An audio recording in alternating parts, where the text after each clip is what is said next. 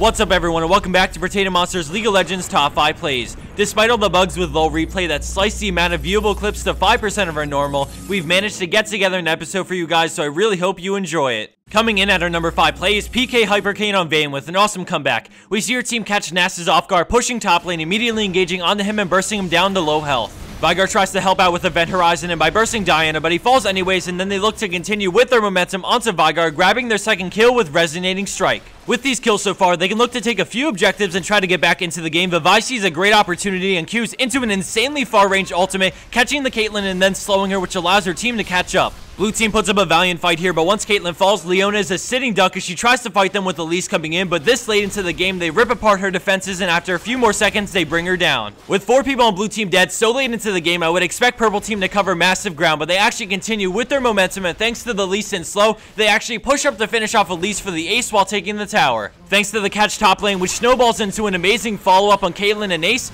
they get the tier 1 tower, tier 2, tier 3, and then the game all in one swift push down mid.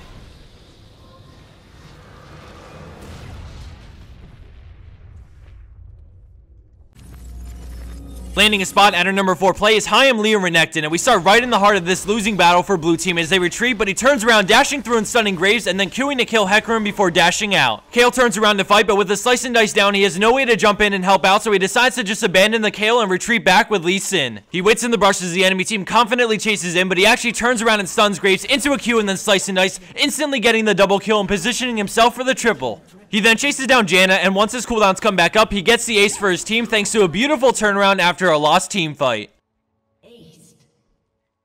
And for our 3rd place spot, we have Eisiplosionen in on Janna with a 6 support play. At the start, the enemy Leona tries to engage, but with a wild tornado, she denies the engage and they retreat, knowing the enemy junglers around. MF turns around with Make It Rain as they trade some auto attacks with each other, and Leona runs up to stun MF, but she gets too close to the tower, so she turns and stuns Janna, but takes some decent damage in the meantime and retreats. Leona uses her ult as we slow it down and see Xin jump onto Misfortune as Janna tornadoes to keep Graves back while MF cleanses the slow, but Leona jumps in, and after they tear through Janna's shield, we see an amazing Monsoon which does 3 things. 1, it knocks Leona and Xin into the wall, disabling their characters for a moment as the tower sits on Xin's Al. 2, it heals MF up slightly to prepare for damage after the characters regain control. And 3, it not only knocks Graves away from MF so he can't continue hitting her as Xin tanks the tower, but it also keeps him within the bullet time thanks to Janna's positioning. Xin falls for first blood, they turn and hit Leona, killing her with the help of the tower, and then Graves comes in to kill MF, but the shield keeps her alive as Graves tries to escape but falls for the 3-for-0 exchange.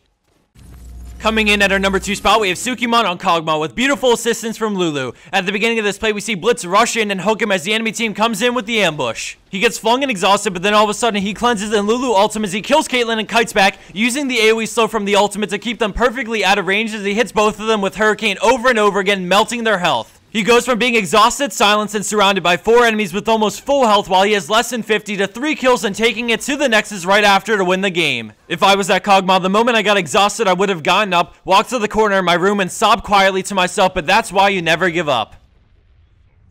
And for our number 1 pro play for this week, we have FoXz on Ashe with a great combination of jukes, awareness, and mechanical skill. At the start of this play, she gets onto Sona, bringing her very low, and then swaps to Corki with a slow, which allows her team to catch up and exhaust him. He turns to fight as we can see Cho'Gath coming in from River as he walks in with a Rupture, which FoXz sidesteps, allowing her to finish off Corki with ease for the shutdown kill. Afterwards, Nunu pursues the Sona and lands the snowball, which allows Ashe to catch up and get the kill with Volley. As they both retreat away, happy with a 2-for-1 exchange and shutdown kill with Corki, we see Fiora coming through River to cut them off as they spot her via the ward. Ashe decides to walk into the brush, turning to land a volley in both, which allows Nunu to make an easy escape if needed, and then she runs the opposite way and the enemy players turn around, rerouting towards her. She runs up towards the jungle as Caitlyn gets Fiora low, so Ashe sees a great opportunity and turns with a beautiful arrow, directly hitting her and granting Caitlyn another kill as Kassadin shows up, bringing her so low. He ports after her, and with his Q and E down, he goes for the auto attack, but she flashes just in time, and he chases into the jungle, and she runs towards red, but jukes him as he ports over the wall and is completely clueless as to where she went because of line of sight. When she re-enters the lane, he flashes over the wall and comes in guns blazing for the kill, but falls victim to Caitlyn with red buff and a nice trap.